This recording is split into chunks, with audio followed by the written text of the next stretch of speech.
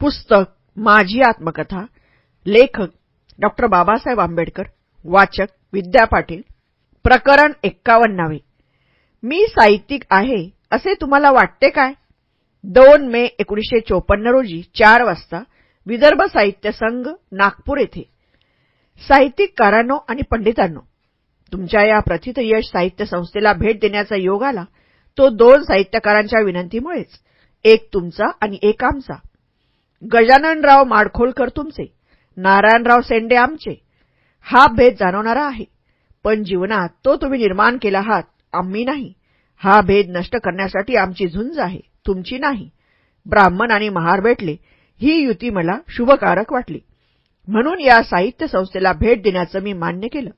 कोणत्याही गोष्टीला मी सहसा मान्यता देत नाही, चांगली खात्री करून घेत असतो.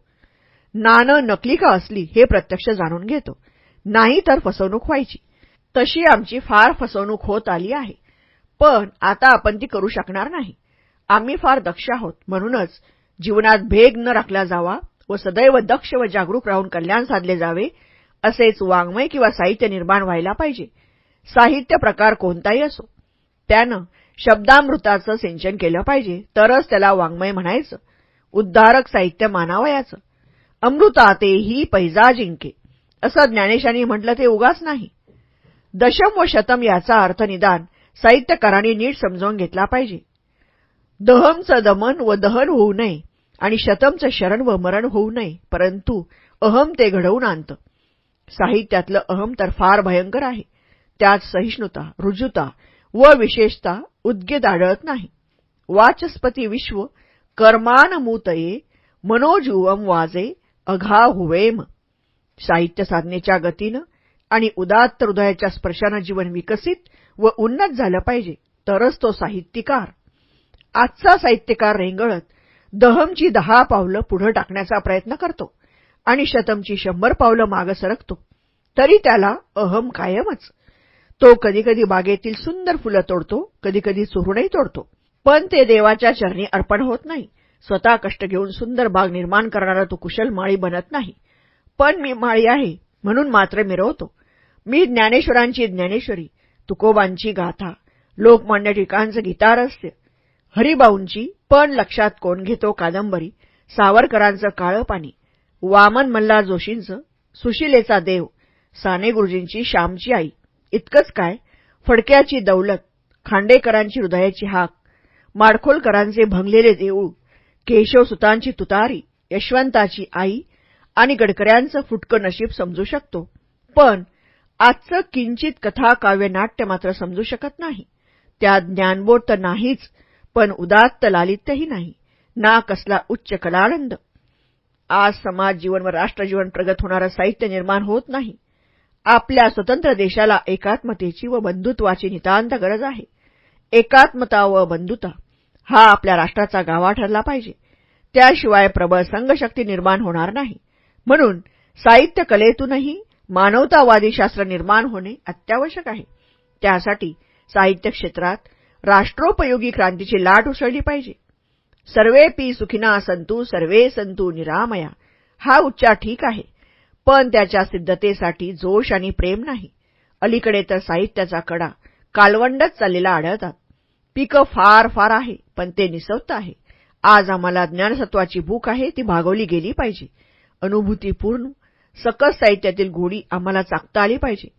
कवी किट्स म्हणतो, heard melodies are sweet but those unheard are sweeter. याप्रमाणे अनुभव आला पाहिजे. आता विश्वात्मके देवे एने वाग्यज्ञे तोषावे, तोषोमी मज द्यावे पसाय दानही असे ज्ञानेश्वरांनी सांगून, पडुती पडुती फुडुती इया ग्रंथ पुण्यसंपत्ती सर्व सुखी सर्वभूती संपूर्ण होईजे. हा पसायदान संकेत साहित्यकारांनी फलद्रूप करून दाखवला पाहिजे. आपण आपल्या जीवनाकडे, कर्तव्य धर्माकडे आणि संस्कृतीकडे दुर्लक्ष करीत आहोत. थोडं अंतर्मुख होऊन विचार केला तर आपली जीवनमूल्ये आणि सांस्कृतिक मूल्ये कशी करपून जात आहेत याचं भेसूळ चित्र उभं राहील. कारणे काही असोत, पण आपण अधमपतनाच्या अवनतीच्या मार्गावरून जात आहोत असं जाणवून येईल, तेव्हा तत्परतेने सावध होऊन जीवन व संस्कृतीविषयक मूल्ये साहित्यकारांनी जोपासली पाहिजेत. ती सतेज बनविली पाहिजेत, वृद्धिंगत केली पाहिजेत. तुमच्या कथा कादंबरीतील सीता आता लक्ष्मण रेषा ओलांडून जात आहे. दुर्योधनाच्या राजदरबारात द्रौपदी वस्त्रहरण होत आहे आणि दुष्यंत शकुंतलेला ओळख देत नाही, ती वनवासी होत आहे. म्हणून मला साहित्यिककारांना आवर्जून सांगायचं आहे की उदात्त जीवनमूल्ये आणि सांस्कृतिक मूल्ये आपल्या साहित्य प्रकारातून आविष्कृत करा. आपलं लक्ष आकुंचित मर्यादित ठेवू नका, ते विशाल बनवा. आपली नाती 4 भिंतीपुरती राखू नका, तिचा विस्तार होऊ द्या. आपली लेखणी आपल्या प्रश्नांपुरतीच बंदिस्त करू नका, तिचं तेज खेड्यापाड्यातील गडद अंधार दूर होईल असं प्रवर्तित करा. आपल्या या देशात उपेक्षितांचे, दलितांचे, दुःखितांचे फार मोठे जग आहे हे विसरू नका. त्यांचे दुःख, त्यांची व्यथा नीट समजून घ्या आणि आपल्या साहित्याद्वारे त्यांचं जीवन उन्नत करण्यात झटा. त्यातच खरी मानवता आहे. प्रकरण 52. वैर खादीशी नाही तर. बाबांचा एक कार्यकर्ता बाबांना म्हणाला, बाबा, या शुभ्र खादी वेशधारी माणसाला ओळखता ना? तोच बाबा त्याला म्हणाले, अरे, तू काय ओळखणार त्याला? अनेक वर्षापासूनची ओळख आहे त्यांची आणि ते वापरत असलेल्या शुभ्र खादीची. आपल्या पूर्वजांनी पूर्वी नुसती खादी वापरली नाही, ते त्या धंद्याचे निर्माते होते. वल्कल कोण निर्माण करीत होता? तुमचे आमचे पूर्वजच. त्या महत्वाच्या धंद्यावर ते आपला उदरनिर्वाह चालवीत आणि इतरांच्या अब्रूचेही रक्षण करीत असत. ते आमच्या संस्कृतीचं अस्सल प्रतीक होतं. तो आपला मानाचा विणकरीचा धंदा आपण सोडून दिला आणि दुसऱ्याच्या उंजळीनं पाणी प्यायला शिकलो. माझा विरोध खादीला कधी नव्हता ना आता आहे. उलट मला अभिमान वाटतो. विरोध आहे तो त्या आड दडून आपल्यावर तीर सोडणाऱ्या, खादी टोपी धारण करणाऱ्या, अनाठाईचं तत्व प्रतिपादन करू पाहणाऱ्या व्यक्तीच्या मनोवृत्तीला. वस्तुतः आम्हाला आमच्या मूळ धंद्यांचे संशोधन करून जीवनाला उद्या उपयोगी पडेल असा ग्रंथ निर्माण करायला पाहिजे. बाबासाहेबांच्या खुर्चीपुढे एक लांबोळा बाक होता. त्यावर द्राक्षे व संत्री असलेल्या 2 बशी होत्या. बाबासाहेबांनी 1-2 द्राक्षे तोंडात टाकली. ती काहीशी आंबट वाटली असावी असं वाटून दुसरा कार्यकर्ता म्हणाला, बाबा, संत्री घ्या ना, फार गोड आहेत नागपूरची संत्री. बाबासाहेब उत्तरले, तशी ख्याती ऐकली आहे, अनुभवही आहे, पण कधीकधी संत्र दिसायला मोहक दिसतं. पिवळसर लालसर रंगाची लकाकीही मोठी आकर्षक वाटते, परंतु नकळत कधीकधी फसगतही होते. त्यावर त्यापेक्षा नाशिकची द्राक्षच उत्तम, गोड व चवदार, प्रकृतीला मानवणारी. पहिल्या कार्यकर्त्याने बाबासाहेबांना खुश करण्यासाठी अभिप्राय व्यक्त केला. वा वा, द्राक्षाचं मद्य झालं नाही म्हणजे निभावलं, कारण बहुधा असा अनुभव येतच असतो. डॉक्टर बाबासाहेब आंबेडकरांच्या या सर्व विनोदी उत्तरात जीवनातील केवढं मोठं तत्व सामावलेलं आहे व त्या काव्यात्मक प्रमेयात व्यंजनाही केवढी आहे याचा प्रत्यय आला. प्रकरण 53. दलितांचे राजकारण. दादू मिया. दादासाहेबांविषयी बाबांचे मत. तुम्ही नेहमी माझा जयजयकार करता, माझ्या कर्तृत्वाचे गोडवे गाता, माझ्या कर्तबगारीची तारीफ करता. मला तुमचा समजता, पण प्रत्यक्षात मी असे काहीच कार्य केले नाही.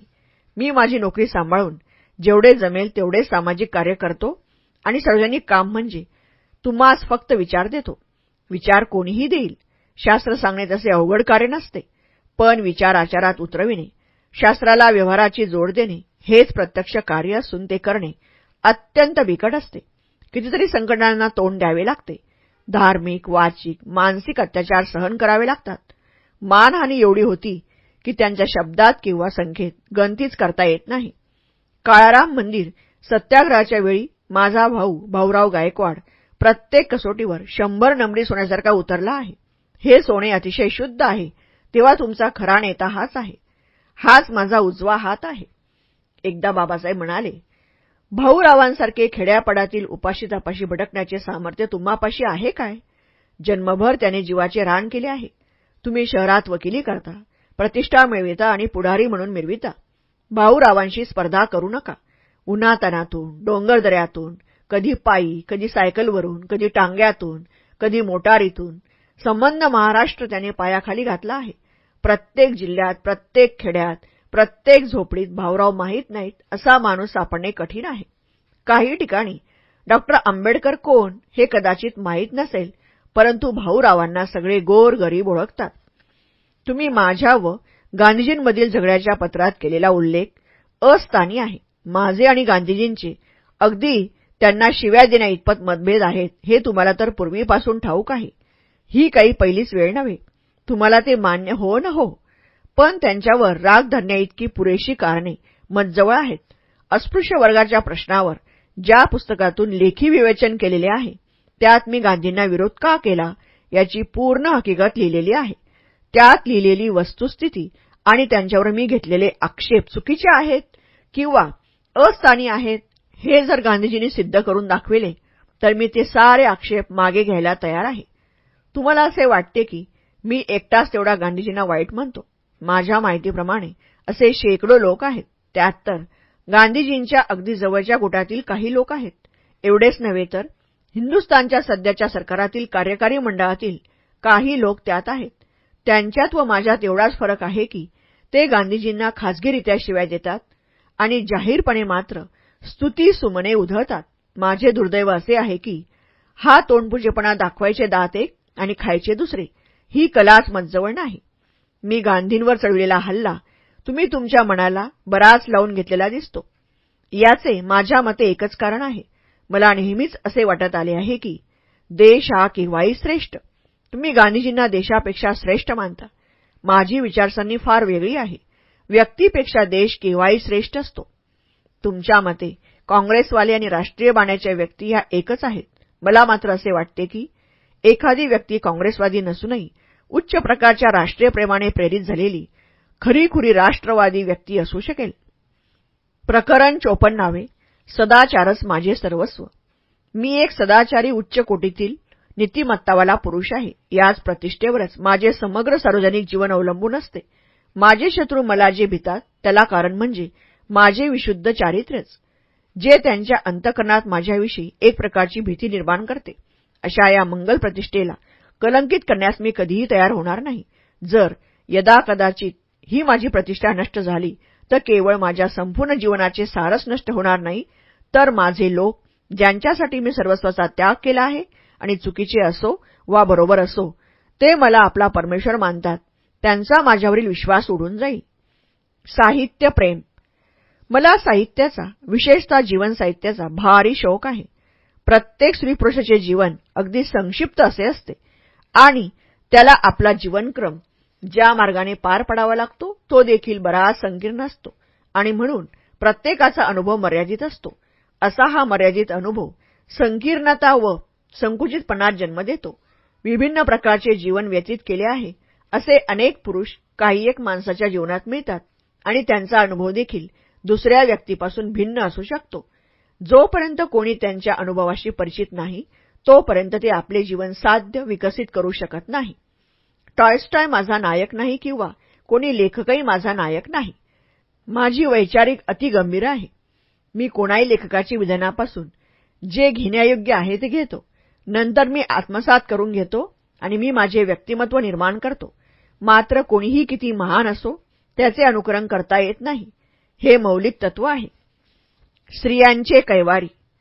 मी स्त्रियांच्या उन्नती व मुक्तेकरिता लढा देणारा महान सेनानी आहे. स्त्रियांचा दर्जा वाढविण्यासाठी आणि त्यास प्राप्त करण्यासाठी मी लढाई दिला आहे. त्याचा मला फार अभिमान वाटतो. विरक्त पुरुष. मी अति कठोर लोह माणूस आहे. तसे पाहता मी पाण्यासारखा शांत व गवतासारखा नम्र आहे. पण ज्यावेळी मी क्रोधाविष्ट होतो तेव्हा मला सांभाळणे फार अवघड काम आहे. मी मौन पालन करणारा मनुष्य आहे. बहुधा माझ्यावर असाच आरोप केला जातो की मी दुसऱ्या स्त्रियांशी बोलत पण नाही, परंतु मी पुरुषांशीही फारसा बोलत नाही. ते माझ्याशी बरेचसे परिचित असले तरी मी आत्ममग्न असा पुरुष आहे.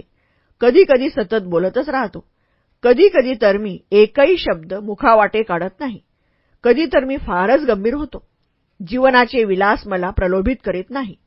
माझ्या साथीदारांना माझा दृढ सदाचार, कठोरता आणि वैराग्य सहन करावे लागते. पुस्तके माझे स्नेही आहेत. ते माझ्या पत्नी व मुलांबाळापेक्षाही मला अधिक प्रिय आहेत. प्रकरण 55. आई मी आलो आहे. सातारा येथील एक मैदानात एके ठिकाणी थांबून ते म्हणाले, आई मी आलो आहे. बाबा रडू लागले. दत्तोबा पवारास म्हणाले, दत्तोबा येथे माझ्या आईच्या अस्थी आहेत. तिने आम्हा सर्व भावंडांसाठी फार खस्ता खाल्ल्या. त्या पलीकडच्या पडक्या घरात आम्ही काही दिवस राहत होतो. काही दिवस आमची आई व भावंडे या सडकेवर खडी फोडून मोलमजुरी करीत होती. मी या रानात लहानपणी खूप खेळलो आहे. माझी आई व बाबा मी शिकलो हे बघावयास जगले नाहीत. मी फार दुर्दैवी आहे. प्रकरण 56. माता रमाईच्या आठवणी. अखिल भारतीय पददलितांचे उद्धारक भारतरत्न डॉ. बाबासाहेब आंबेडकर यांच्या रमाई या पत्नी. भारतीय दीनदलितांच्या अभ्युदयासाठी, उन्नतीसाठी बाबासाहेबांनी अपार कष्ट केले. अनेक हालअपेष्टा भोगल्या, अनेक अपमान अवमान सहन केले. अनेकदा त्यांच्याबरोबर प्राणघातक संकटेही आली. हे आपणा सर्वांना माहीतच आहे. तथापि त्यांच्या पत्नी रमाबाई उर्फ रामू व भगीरथी यांनीही बाबासाहेब आंबेडकरांकरता अनेक कष्ट सहन केले, अनेक यातना भोगल्या, उपास तापास केले. डॉ. बाबासाहेब आंबेडकर हे विलायतेहून राऊंड टेबल कॉन्फरन्सहून 1932 साली साऱ्या जगाला चकित करून अस्पृश्यांच्या माणुसकीच्या हक्काचा झगडा पेटवून यशस्वी करून मुंबईस परतले होते. अर्थात त्यांच्या स्वागतासाठी त्यांचे चाहते, इष्टमित्र, नातेवाईक व हजारो अनुयायी मोठ्या उत्साहाने उपस्थित होते. या प्रचंड जनसमुदायात माता रमाबाई नसत्या तर नवलच घडले असते. का की रमाबाईंची बाबासाहेबांबद्दलची भावना तशी जाज्वल्य होती. उदाहरणादाखल ही एक ओवीच पहा. भरतार माझा देववाणी, त्यांची आस्तुरी मी जशी राणी. साता जन्मीच्या पुण्याईनं मिळाला ग साजनी.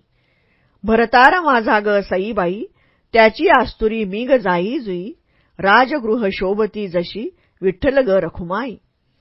बाबासाहेब बोटीतून धक्क्यावर उतरताच जनसागराच्या आंबेडकरांचा विजय असो, आंबेडकर कौन है, दलितों का राजा है, आंबेडकर जिंदाबाद इत्यादी घोषणांनी परिसर दणाणून गेला.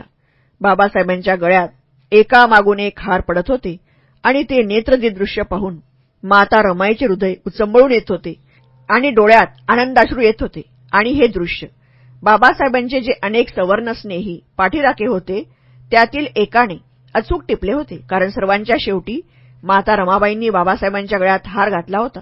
परंतु हार घालताना सर्वांची दृष्टी बाबासाहेबांच्या मुखाकडे होती, तर रमाईंची दृष्टी बाबासाहेबांच्या पायाकडे. हार तुऱ्याचा कार्यक्रम झाल्यानंतर तेथे एक छोटीशी सभा झाली अन सहस्रबुद्धे यांनी रमा मातेस 2 शब्द बोलण्यास व या भाषणात बाबांना हार घालताना दृष्टी बाबांच्या मुखाकडे न वळविता पायाकडेच का वळविली होती याचे स्पष्टीकरण करावयास गमतीने सुचविले. माता रमाईंना यापूर्वी अशा सभेत भाषणे करण्याची सवय नव्हती. त्यामुळे त्या क्षणभर गडबडल्याच. बोलावं ते चांगलं न वाटलं तर आणि न बोलावं तर पंचायत अशी द्विधा अवस्था झाली होती. पण तो प्रसंग या थोर मातेनं मोठ्या चातुर्यानं हाताळला. त्या म्हणाल्या, अध्यक्ष महाराज, दलितांचे बाबा व माझे थोर पती आणि माझ्या सर्व लहान थोर बंधू भगिनींनो, सहस्रबुद्धे साहेबांनी माझ्यापुढे 2 प्रश्न ठेवलेत. 1. सर्वांच्या शेवटी मी बाबासाहेबांना हार का घातला? व 2. त्यावेळी माझी दृष्टी बाबासाहेबांच्या पायाकडे का होती? त्यांचे उत्तर मी देत आहे. चुकलं माकलं तर क्षमा कराल अशी माझी आशा आहे. पहिल्या प्रश्नाचे उत्तर असे की ज्यांना बाबासाहेबांचं दर्शन कधी काळी होत असतं त्यांनाच मी प्रथम संधी देणं हे माझं कर्तव्य होतं. ते माणुसकीची आणि सौजन्याचीही होतं. तेव्हा मी सर्वांना संधी दिली व मग मी हार घातला. आता दुसऱ्या प्रश्नाचं उत्तर असे आपणास माहीतच आहे की बाबासाहेबांनी साऱ्या दीनदलितांचं, गोरगरिबांच्या उद्धाराचं कंकण बांधलं आहे व मी त्यांची धर्मपत्नी आहे. त्या कंकणाला माझी नजर लागू नये म्हणून मी त्यांच्या पायाकडे नजर वळविली. माझ्या या उत्तरानं सहस्रबुद्धे साहेबांचं समाधान झालं असेल असं मला वाटतं. आणि आता रमाबाईंनी आपले हे छोटे भाषण संपविले. हे भाषण संपताच जनसागरातून टाळ्यांचा प्रचंड कडकडाट झाला. माता रमाबाई जिंदाबाद, आंबेडकर जिंदाबाद, आंबेडकर कौन है इत्यादी घोषणांनी वातावरण दुमदुमून गेले. त्यानंतर डिलाईल रोडच्या हल्लीचा ना. म. जोशी मार्ग अत्यंत धडाडीच्या कार्यकर्त्या सखुबाई मोहिते यांचे भाषण झाले. त्या म्हणाल्या, बंधुजन हो, माता रमाईंचं हे पहिलंच भाषण आपण ऐकलं असेल. बाबासाहेबांबरोबर आपणाला रमा मातेचंही दर्शन घडलं, भाषणही ऐकायला मिळालं. तुम्हा आम्हा सर्वांच्या जीवनाचं आज सोनं झालं. या मातेनं बाबासाहेबांप्रमाणेच अपार दुःख सहन केलं, कष्ट सहन केले. बाबासाहेबांना त्यांनी संसारात कोंडून ठेवलं नाही. आपल्या उद्धाराकरताच त्यांना मोकळं ठेवलं. त्याचं कारण असं की त्यांची लहानपणीची गोष्ट मी सांगत आहे. त्यांनी आपल्या लहानपणीच त्यांच्या आईकडे आपले आई-वडील, मोठी माणसे, गुरुजन यांच्याकडून काही गोष्टी ऐकाव्याशा वाटतात. त्याप्रमाणे रमा मातेनेही आपल्या मातेकडून एक गोष्ट ऐकली. गोष्ट होती शंकर पार्वतीची. पार्वती जेव्हा लग्नायोग्य झाली तेव्हा तिचे मातापिता वर संशोधनासाठी प्रयत्न करीत होते, पण पार्वतीला बिनमरणाचा नवरा पाहिजे होता. तसा हट्ट तिने आईकडे धरला. तेव्हा पार्वतीच्या आईने तिला सांगितलं की तसाच नवरा मिळविण्यासाठी घोर तपश्चर्या करावी लागेल, महान कष्ट सहन करावे लागतील. सहजासहजी असा पती मिळणार नाही. ते ऐकून आपली रमा, भगीरथी व बाबासाहेबांची रामू हिनेही आईला विचारलं की मग आई, पार्वतीसारखा मलाही बिनमरणाचा नवरा मिळेल का? आई म्हणाली, पार्वतीसारखं तप करून हाल अपेष्टा भोगाव्या लागतील. तेव्हा आपली ही रमा माता म्हणाली, मग मी करीन तप व भोगीन हाल अपेष्टा, काढीन मी उपास तापास व मिळवीन बिनमरणाचा नवरा. एवढं सांगून सखुबाई म्हणाल्या, बंधू भगिनींनो, आपणास माहीत आहेच की आमच्या रमाबाईनं, जिचं माहेर वनन गाव आहे, त्या भगीरथीनं व बाबांच्या रामूनं बाबासाहेबांकरता केवढे कष्ट उपसले ते. बाबासाहेबांच्या उच्च शिक्षणासाठी, समाजाची सेवा करण्यासाठी त्यांना संसार जाळ्यात अडकवून ठेवलं नाही. त्यांच्यासाठी कष्ट सोसले. शेण आणणे, त्याच्या जळण्यासाठी गोऱ्या थापणे, त्यांना विकून त्या पैशावर संसाराचा गाडा हाकणे इत्यादी तप केले आहे. आणि म्हणूनच त्यांना बाबासाहेबांसारखा, ज्याच्या विद्वत्तेची जगभर कीर्ती पसरली आहे, असा थोर पुरुष बिनमरणाचा नवरा मिळाला आहे. त्यांच्या कठोर तपश्चर्याचं हे फळ आहे. टाळ्यांचा प्रचंड कडकडाट व माता रमाई व बाबासाहेब यांच्या घोषणांचा गजर. माता रमाईने असा बिनमरणाचा नवरा मिळवून पतिराजाबरोबर आपलीही कीर्ती दिगंतरास नेली आहे, नाही काय?